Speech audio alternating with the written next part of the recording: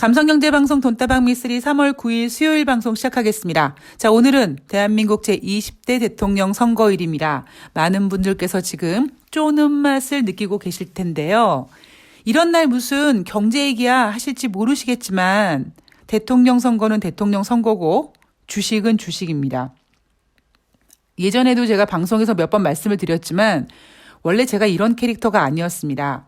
네, 어릴 적에 한때는 시를 쓰고 수필집을 가슴에 꼭 껴안고 문학소녀를 꿈꾸던 때도 있었던 그런 감성적인 소녀였습니다만 직업병일 수도 있고요.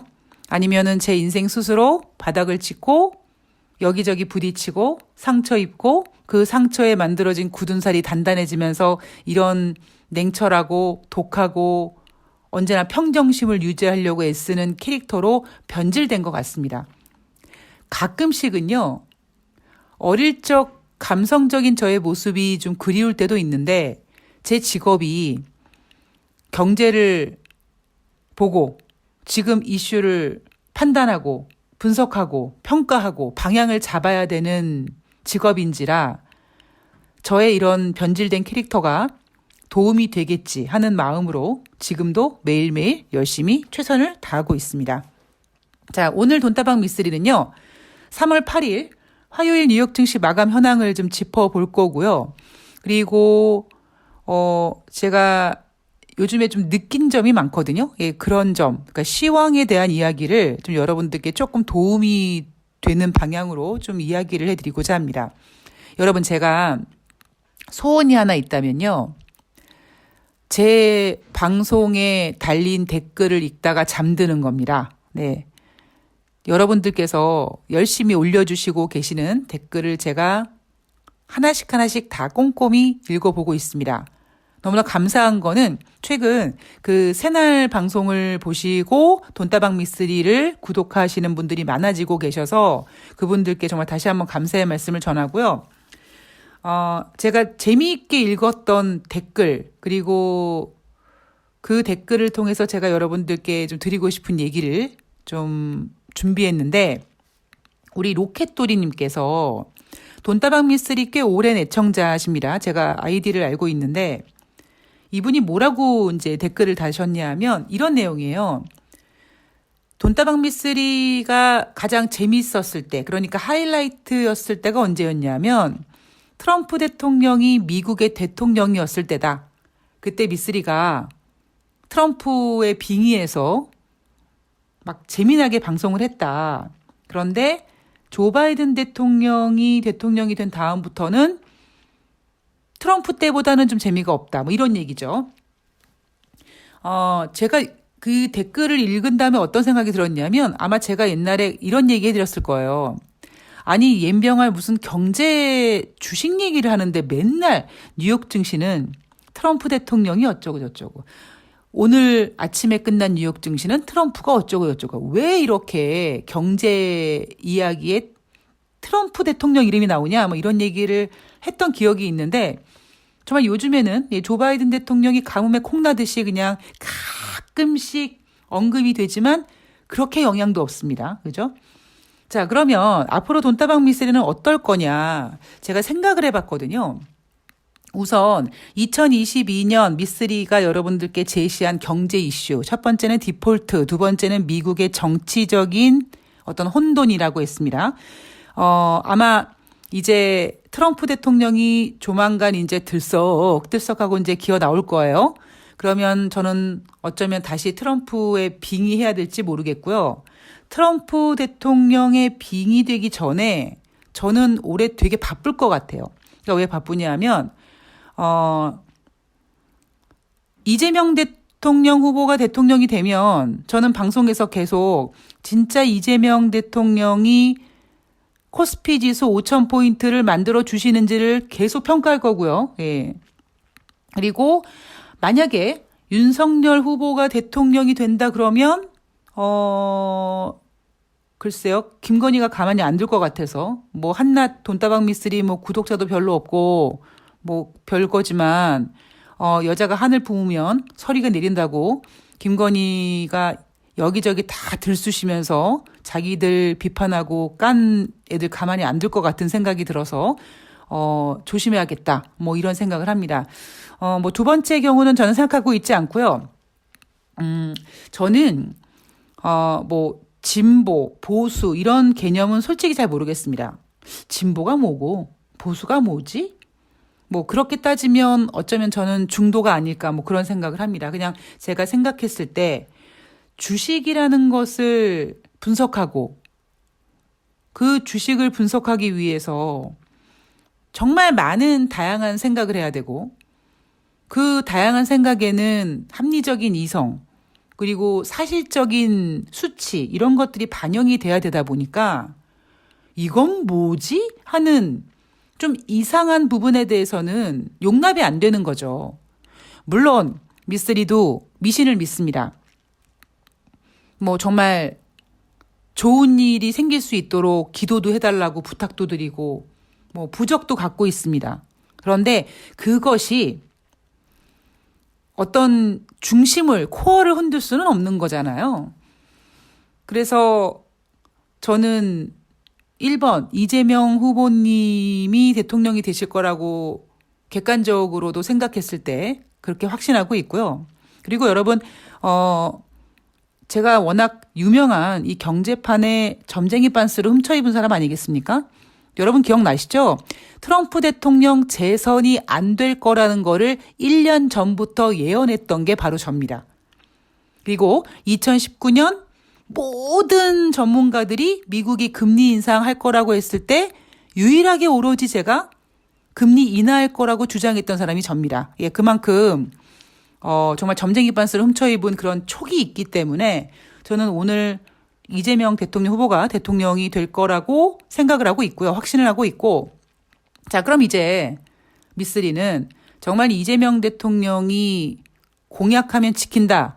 이렇게 약속을 하셨고 주가지수 5,000포인트를 만들겠다라고 하셨으니까 자, 앞으로 5년 동안 그렇게 하시는지 안 하시는지 이제 계속 이제 제가 이제 한번 또 미친 듯이 이재명 대통령에게 님에게 이제 빙의를 해야겠죠. 예, 바쁩니다. 저 올해 되게 바쁩니다. 예, 지금도 솔직히 정신이 없습니다. 이따가 저녁 7시에 이제 투표가 끝나고 출구조사가 나오는 그 시점쯤, 그러니까 7시부터 밤 10시까지 새날 방송에 나가서 그 쪼는 맛을 지금 방송을 해야 되기 때문에 정신이 없는데 여하튼, 예. 여러분들이 미쓰리 트럼프 때 재밌었어 뭐 이렇게 생각하시는데 앞으로 더 재밌을 돈다방 미쓰리를 기대해 주시기 바라겠습니다. 자, 뉴욕 증시는요. 제가 어제 방송에서 뉴욕 증시 반등할 거라고 말씀을 드렸습니다. 그런데 정말 장중에 올라갔어요. 예, 빨간색이 보였습니다. 제가 새벽 4시에 증시를 확인했을 때 증시가 뭐 크게 상승하진 않았지만 그래도 3대 지수가 모두 빨간색을 보였는데 막판에 하락했더라고요. 자, 다우지수가 0.56% 하락, S&P 500이 0.72% 하락, 나스닥이 0.28% 하락했습니다. 여러분들은요. 어떻게 뉴욕 증시가 또 하락했어? 여기에 포인트를 맞추지 마시고요. 하락한 폭이 작네? 여기에 집중해 주셨으면 좋겠습니다. 저는 모든 것이 인생을 살아가는 어떤 생명체가 유지되는 그리고 전 우주적인 측면에 봤을 때 에너지 제가 가끔씩 뭐 방송에서 중력 얘기도 좀 해드리는데요. 이 하락했을 때 팍팍팍 하락하느냐 아니면 그 하락폭이 이제 팍팍 하락했다가 팍 하고 이렇게 조금 하락하느냐 이런 움직임 모든 것들이 이제 하락을 멈추고 이제 좀 안정이 될 것인지 아닌지를 보여줄 수 있는 그런 그 키워드이기 때문에 힌트이기 때문에 여러분들께서 그런 것들도 하나씩 잘 잡으시기 바라겠습니다. 자, 지금요. 시장의 이슈가 국제유가잖아요. 이날도 국제유가가 WTI 기준으로 전일 대비 3.6% 올라서 123.70달러가 됐습니다. 자, 3월 8일 화요일 뉴욕 증시 마감에서 딱 도드라진 이슈가 뭐냐면요. 경기 둔화 우려입니다. 경기 둔화 우려인데 조건이 있죠. 국제 유가와 같은 곡물도 막 상승하고 있죠. 니켈 같은 것도 상승하고 있죠. 국제 금값도 상승하고 있죠. 달러도 상승하고 있죠. 이렇게 원자재와 이런 그러니까 위험수단을 제외한 다른 어떤 원자재들이 막 상승하면서 경기가 둔화되는 거를 걱정하고 있습니다. 지금 아마 연준은요, 굉장히 머리가 아플 거예요. 제가 어제 방송에서도 말씀을 드렸듯이, 갑자기 지금 FOMC 회의 예상을 하면서, 얼마 전까지만 하더라도 미국의 인플레이션이 높다. 금리를 인상해야 된다. 그래서 하물며 1월 달에 인상을 해야 되고 3월 달에 50bp를 해야 되고 올해 금리 인상을 6번, 7번을 해야 된다. 이런 얘기들이 장악을 하고 있었을 때 미쓰리는 1월 달에 금리 인상 안 할 거고요. 3월 달에 금리 인상 50bp 못 하고요. 50bp 하면 큰일 나고요. 25bp 할 수 있는데 25bp 금리 인상이 악재가 아닙니다. 그리고 올해 금리 인상 6번, 7번 한다고 얘기하는 애들은 정말 허공에 삽질하는 소리입니다. 라는 얘기를 계속 해드리고 있잖아요. 우크라이나와 러시아가 싸우면서 지금 3월 달에 금리를 동결할 수도 있다라는 확률이 생기기 시작했습니다. 그게 왜 그러냐면 인플레이션도 인플레이션이지만 경기 둔화 우려감이 지금 더 스포트라이트를 많이 받고 있는 겁니다. 자, 국제유가 여러분 왜 올랐습니까? 미국과 영국이 러시아산 원유 수입을 금지하기로 결정했다라는 소식이 나왔습니다. 이거는 원유 시장에서 공급과 수요가 있는데 공급 차질 우려감이 커졌고 그래서 국제유가의 가격을 끌어올렸습니다. 러시아는요, 세계에서 두 번째로 큰 원유 수출국입니다. 유럽연합은 여기에 동참을 하진 않았어요, 아직까지.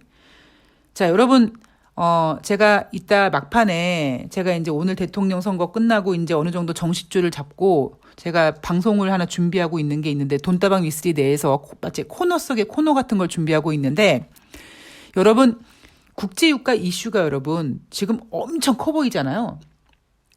제가 앞에서 어떤 이슈가 생길 때 강도도 중요하지만 사실 유효기간도 중요하다고 얘기했잖아요. 그럼 그 유효기간을 결정할 수 있는 게 뭐냐면 지금 시장을 장악하고 있는 그 이슈를 해결할 수 있는 방법이 뭐가 있을까 이거거든요. 그러니까 지금 국제유가가 막 130달러를 돌파하고 전문가들은 200달러, 300달러까지 전망이 나오고 있지만 미쓰리가 주장하건대 300달러는 헛소리고 그동안 산유국들이 국제유가 26달러, 30달러, 40달러, 50달러 그런 싼 가격에 기름을 팔아 제끼면서 재정적자를 허덕이다가 요즘 돈맛을 보니까 이 돈맛을 조금 더 보고 싶어 하는 거고 여기에 이제 러시아와 우크라이나 사태가 터지면서 어찌 보면 불난데 기름을 부은 격이거든요. 그러면 해결책이 없어 보입니까, 여러분? 아니라니까요. 그러니까 지금 산유국과 그러니까 오펙국과 오펙 회원국, 그러니까 오펙과 오펙 플러스 이 국가들이 원래 유가를 생산할 때만큼 생산을 안 하고 있단 말이에요. 경기 둔화 때문에 감산하고 좀 회복될 것 같아서 조금 증산하는 쪽으로 방향을 틀고 있지만 원래 생산하는 만큼 생산을 못하고 있습니다. 그러면 국제유가가 어느 정도 고공행진을 해서 이제 뭔가 너무 우리가 이제 까부나 보다. 이제 좀 뭔가 몸을 낮춰야 되겠다라고 생각하고 있었던 산유국들이 증산을 생각하고 있다. 증산을 고려하고 있다. 이런 얘기만 나와도 국제유가 시장은 안정이 될 수 있고요. 그리고 러시아와 우크라이나 사태는 미쓰리가 예상하건대 3개월 안에 이제 뭔가 끝날 분위기, 이제 증시에서 이 이슈가 재미가 없어질 거고요. 그리고 또 하나 뭐냐면 여러분 국제유가가 계속 고공행진을 하면 어떤 얘기가 나오냐면 야 한정돼 있는 유가에 언제까지 우리 인류가 이렇게 힘들어해야 돼? 야 대체 에너지 그래가지고 대체 에너지에 관심이 또 막 집중이 됩니다. 그래서 지금 시장에서 인플레이션이 우려되는 거는 국제유가가 가장 큰 역할을 하고 있고, 그래서 지금 마치 인플레이션이 계속 고공행진할 것 같고 이런 분위기가 있지만 실제로 더 큰 우려는 경기 둔화 우려감이고, 이 경기 둔화 우려감이 연준의 금리 결정에서 굉장히 지대한 역할을 미칠 수 있다는 거죠. 저는 여러분들께서 지금 시장이 이렇게 빠지고 막 그러니까 막 죽을 것 같고 막 대통령 선거 개표를 앞두고 그 쫄깃거리는 그 쪼는 맛과는 또 다른 어떤 고통스러운 쪼는 맛을 느끼고 계실 텐데 그러실 필요가 없다라는 겁니다. 물론 단지 여기에 존재는 여유자금으로 그렇게 많이 욕망을 때려 넣은 그런 투자가 아니라 경제를 좀 배우면서 주식 공부를 하면서 이렇게 그래 미쓰리가 그랬어 오랫동안 주식하자 그랬어 이런 마음으로 하시는 분들한테는 그렇게 힘들게 느끼지 않으셨으면 좋겠다라는 거죠. 자, 우크라이나와 러시아 이야기를 좀 해보면은요. 장중에 뉴욕 증시가 상승했던 이유는 우크라이나 대통령이 러시아와 대화할 의사가 있다라고 했고, 우크라이나 대통령의 그 멘트를 보면 나토가 우크라이나를 받아들일 준비가 되어 있지 않았다는 것을 알고 나니까 나는 이 문제에 대해서 되게 냉정해졌다. 이 얘기는 우크라이나가 나 나토에 좀 가입시켜주면 안 돼? 막 그랬는데 나토에서 웰컴 이러는 게 아니라 그닥 그렇게 안 좋아하네? 반겨주지를 않네? 왜 쟤네들 저러지? 나 빈정상해. 뭐 이런 느낌으로 이제 나토에 막 가입하고 싶었던 그 어떤 열망이 식었다라는 거죠. 나토가 논란이 되는 것을 두려워한다라는 겁니다. 그러니까 나토라는 그 동맹이 우크라이나를 환영해주면서 동맹에 포함시켜주면서 나타날 수 있는 어떤 그런 논란을 원하지 않는다. 왜? 우크라이나를 나토에 개입시키면 나토와 러시아가 대립되고 괜히 우리가 왜 우크라이나를 받아가지고 러시아와 대립하지? 이런 생각들을 그들이 하고 있다. 그런 모습을 알고 우크라이나 대통령이 굳이 무릎을 꿇고 구걸하는 대통령이 되고 싶지 않다. 뭐 이런 발언을 했습니다. 그래서 시장에서는 우크라이나 대통령이 나토에 가입하는 거를 중단하겠다. 안 할게. 이런 거를 발표할 가능성이 제시됐고 이러한 제시된 이슈로 뉴욕 증시가 장중에 상승하기도 했었습니다. 자, 그런데 이건 여러분 제가 늘 말씀드리지만 물론 경제는 말이지만요. 이런 것 때문에 장중에 출렁거리는 거에 그닥 의미가 없습니다. 자, 제가 보고 있는 포인트는 이거죠. 앞에 방송에도 말씀을 드렸지만 우크라이나와 러시아의 이 전쟁은요. 길어봤자 3개월입니다. 만약에 그 두 나라가 3개월 이상 더 지네들끼리 티격태격하고 싸워도 주식시장에서는 3개월 안에 이슈가 사라질 겁니다. 주식시장이라는 놈은 원래 그래요. 그러니까 주식시장 놈인지 년인지 모르겠지만 하여튼 주식시장은 원래 그렇습니다. 그러면 저는 객관적으로 냉정하게 봤을 때 뭘 봐야 되냐면 제가 올해 경제 이슈가 첫 번째 디폴트, 두 번째 미국의 정치적인 불안감이라고 했잖아요. 그 정치적인 불안감은 중간 선거를 앞두고 이제 트럼프 대통령이 등판해서 이제 막 분위기를 만들고 지금 조 바이든이 많이 쫄리고 있거든요. 그러니까 이런 거로서의 어떤 그 불안감이고 이거는 2022년 이제 하반기로 접어들면서 나타난 이슈고 저도 살짝 놀랬던 게 올해 경제 이슈가 디폴트란 얘기를 했는데 뜬금없이 러시아 디폴트 얘기가 지금 나오고 있습니다. 자, 피치가 러시아 신용등급 강등했어요. 3월 2일 날 BBB에서 6단계를 다운시키면서 B까지 끌어내렸는데 6일 만에 또 6단계를 강등해서 B에서 C로 떨어뜨립니다. 그럼 다음에 이제 뭐가 있냐면 D 있거든요. D. D는 뭐냐면 그러니까 DDD가 있고 DD가 있고 D가 있는데 어쨌든 D만 나오면 완전히 이제 뭐 사실상 파산되는 겁니다. 정크된 상태인 거죠. 지금 여러분 러시아 국민들은 신용카드를 못 쓰죠. 그죠? 뭐 비자나 이런 애들이 다 끊어버려가지고 그리고 루블화 화폐 가치 하락해서 금리가 막 급등하고 있죠. 이런 상태에서 제가 푸틴 대통령이 우크라이나와 싸우는 게 아니라 이제 푸틴 대통령은 러시아 국민들에게조차도 공공의 적이 된다. 이런 얘기를 해드렸는데요. 지금 냉정하게 봤을 때 이런 거예요, 여러분. 러시아가 우크라이나를 되게 어찌 보면 우습게 생각한 거죠. 그냥 가볍게 공격하고 가볍게 그냥 막말로 조질 줄 알았어요. 그런데 예상외로 우크라이나가 너무 지금 잘 버티고 있고 글로벌 다른 국가들이 러시아 니네 왜 명분 없는 싸움을 하니 해가지고 우크라이나 편을 들고 있습니다. 그래서 지금 러시아는 가뜩이나 뭐 경제가 그렇게 좋진 않은 나라인데, 그러니까 러시아가 미국 같은 강대국이면 걱정을 안 하죠. 근데 그렇지도 않은 나라가 쉽게 우크라이나를 점령할 줄 알았는데 예상보다 오래 걸리고요. 그러다 보니까 지금 전쟁에 들어가는 비용이 너무나 많이 지금 사용이 됩니다. 정작 러시아 국민들은 경제에 허덕이고 있고 국가 등급은 지금 저렇게 정크 수준이 가 있는데 이런 수준이 되기 때문에 이 상황에서 과연 푸틴 대통령이 얼만큼 버티겠느냐. 또 이날 뉴욕 증시를 상승시켰던 내용 중에 우크라이나 대통령이 나토 가입하지 말까? 뭐 이런 약간 생각도 한다는 거죠.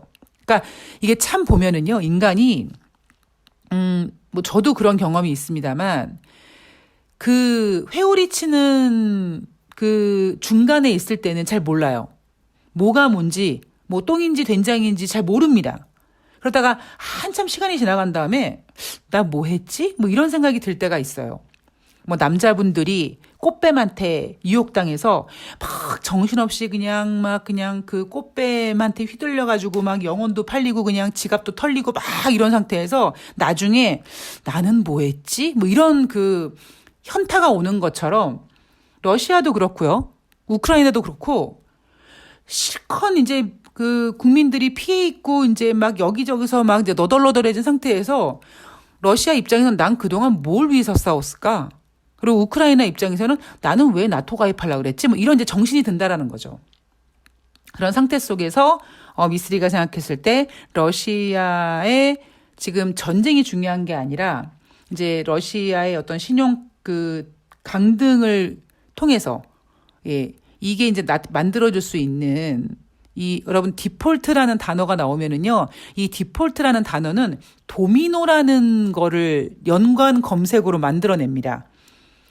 2011년도에도 그랬죠. 그러니까 그런 것처럼 올해 미쓰리가 디폴트가 경제 이슈라고 했기 때문에 지금 저는 전쟁이 중요한 게 아니라 러시아가 디폴트 됐을 때, 물론 우리나라 같은 경우에는 뭐 러시아와 직접적으로 이렇게 교역하는 그 규모가 크지 않아서 피해가 없다고 치지만 러시아도 어느 정도의 규모가 있는 나라잖아요. 그렇기 때문에 만약에 러시아가 디폴트가 된다면 또 러시아 디폴트로 파급될 수 있는 어떤 영향력이 증시에 어떤 그 데미지를 끼치지 않을까, 뭐 그런 부분을 고려해보고 있는 겁니다.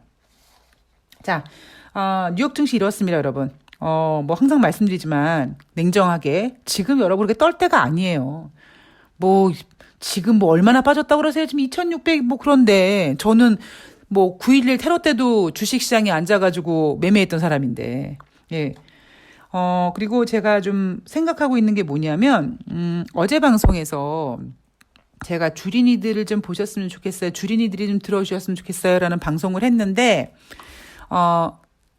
조회수가 높았습니다.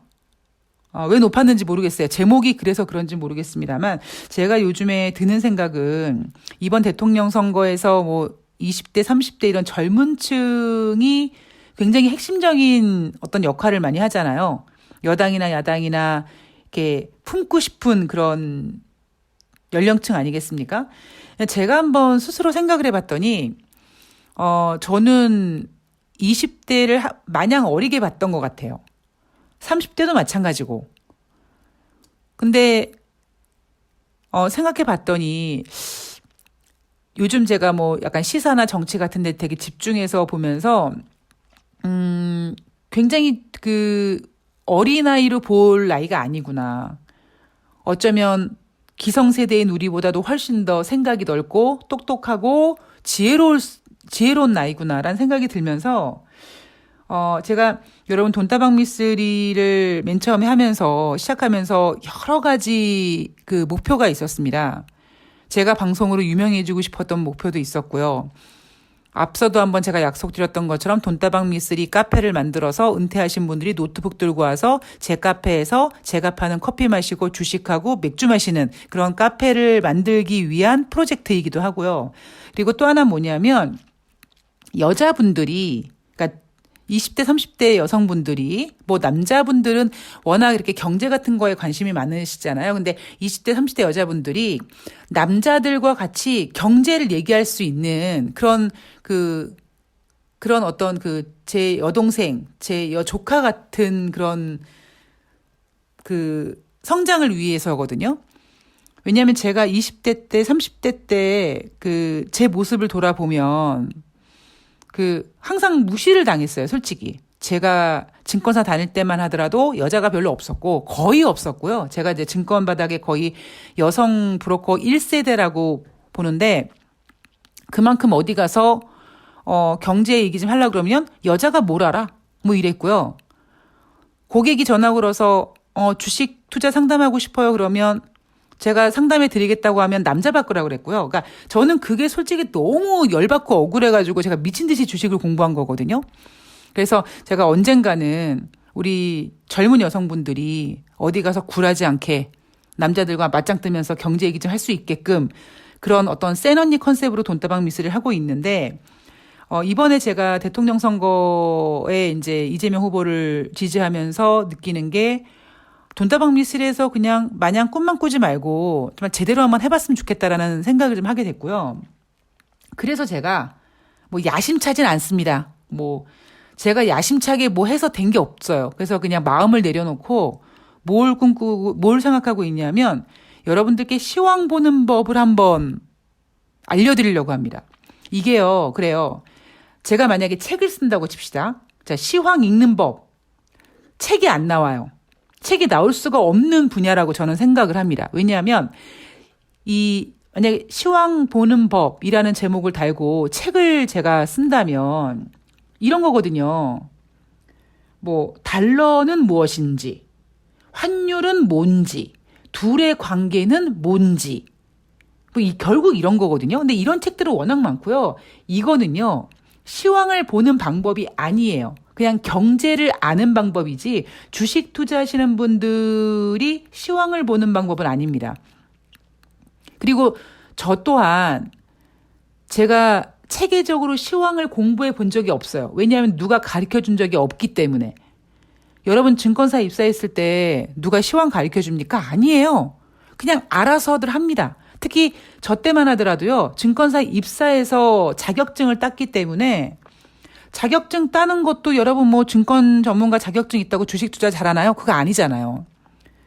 그래서 어찌 보면 혼자서 이제 시황을 읽어야 되고 그 시황을 고객들에게 얘기를 해줘야 되고 그러다 보니까 결국 어떤 일이 벌어지냐면 그냥 그럴듯한 시황이 하나 나오면 그게 맞든 틀리든 그 시황이 미쓰리라는 메신저를 통해서 여러 전문가들한테 퍼지고 결국 그 전문가들은 그 시황을 가지고 뻐꾸기 앵무새 이렇게 읽듯이 그냥 똑같이 계속 되풀이되는 거예요. 그래서 제가 그게 너무 싫어서 제 스스로 시황 공부를 하게 됐는데 생각해보면 가만있어 봐. 어디서부터 어떻게 했지를 잘 모르겠어요. 예, 그냥 무작정 막 한 게 있어서. 그래서 여러분들이 원하시면 뭐 굳이 20대 30대 우리 귀여운 예쁜 동생들, 예쁜 조카들 뿐만 아니라 남자분들도 왜냐하면 주식 투자에서 시황은 정말 중요하거든요. 시황을 이기는 종목은 없습니다. 상한가를 가려고 하는 종목도 시황이 후지면 못 가요. 그만큼 시황이 중요하니까 주식 투자에 관심이 많으신 분들 그리고 미쓰리가 하는 말이 맞는데 무슨 얘기인지 모르겠어. 그러려면은 저와 이제 이렇게 걸음걸이를 맞춰야 되겠죠. 그러니까 그런 분들에게 시황을 아는 방법인데 아는 방법이라기보다 제가 맨 처음부터 어떻게 했는지를 좀 여담으로 이렇게 읽어드리면 여러분들에게 좀 도움이 되시지 않을까라는 생각을 했고요. 오늘 이 방송에 올라가서 여러분들이 호응을 보고 제가 다음 방송에서부터 바로 준비를 하도록 하겠습니다. 자, 네. 여러분들 요즘에 정말 여러모로 많이 바쁘시고 힘드시고 주식 투자하시는 분들은 주식시장 안 좋아서 힘드시고 정치에 관심이 있으신 분들은 또 그쪽에 집중하느라고 정신 없으시고 날씨는 또 한절기여가지고 막 몸은 척척 늘어지고 막 그럽니다. 화이팅 하시기 바랍니다. 저는 요즘에 여러 가지로 한 3월 달이 참 고비다. 그런 생각을 하거든요. 요 고비만 잘 넘기면 좋은 일이 있을 것 같다라는 희망을 가지고 생활하고 있습니다. 여러분들도 그런 생각을 좀 하셨으면 좋겠고요. 저는 긍정의 에너지, 긍정의 힘을 믿거든요. 그러니까 제가 지금 당장 힘들고 어려워도 제가 잘 될 거야. 좋은 일 생길 거야. 내가 앞으로 계속 열심히 할 거야. 이렇게 나와 생각이 같은 분들, 이렇게 나를 응원해 주시는 분들과 끝까지 오래 갈 거야. 이런 생각을 하고 있기 때문에 여러분들이 돈다방 미스를 들으시면서 힘을 좀 내셨으면 좋겠고요. 저의 긍정의 힘을 받아서 조금만 더 버티시고 좋은 날이 오는 그날까지 화이팅 해 주셨으면 좋겠습니다. 네. 오늘 날씨 좋은데요. 뭐 밥 갈자 이런 얘기 하잖아요. 밥 가는 방법이 뭐가 있을까? 뭐 흔히 웃자고 얘기하는 게 전 남친한테 전 여친한테 자니? 투표했니? 뭐 이렇게 보내거나 뭐 웃자고 얘기하면서 전 남편, 전 와이프 뭐 이러는데 전 뜬금없이 그 생각이 들더라고요. 그 왜 당근 마켓이라고 야채 마켓 있잖아요. 그 중고 물품 이제 거래하는 그 앱에 거래하기 위해서 왜 채팅하지 않습니까? 그래서 거래가 완료된 분들께조차도 투표하셨습니까? 라고 투표를 독려를 해야겠다. 뭐 그런 생각을 했는데요. 자, 이 방송을 들으시는 분들 중에 1번을 투표하신 분도 계실 거고 2번을 투표한 분도 계실 거고요. 허경영을 투표한 분도 계실 겁니다. 뭐 이미 주사위는 던져졌으니까 오늘 저녁에 결과는 나오겠죠. 뭐 어떤 결과가 나왔든 뭐 이제는 주어진 그 결과에서 또 우리는 새롭게 출발하고 문제점을 바꾸고 희망으로 만들어야 되지 않겠습니까? 네, 여러분들 모두 힘내시고요. 자, 선거는 선거고 저는 더 나은 경제 방송을 만들기 위해서 최선을 다할 거고요.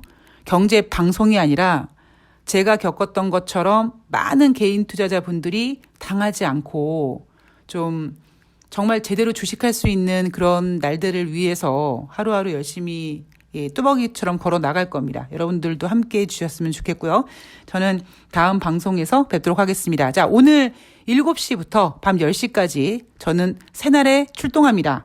여러분들 그 쫄깃쫄깃한 그 쪼는 맛이죠. 그때 이제 출구조사 나올 때니까 너무 쫄지 않으시도록 제가 또 재미있는 멘트 빵빵 터뜨리면서 여러분들과 함께할 예정이니까 새날도 많이 응원해 주시고요. 저는 다음 방송에서 뵙도록 하겠습니다. 고맙습니다.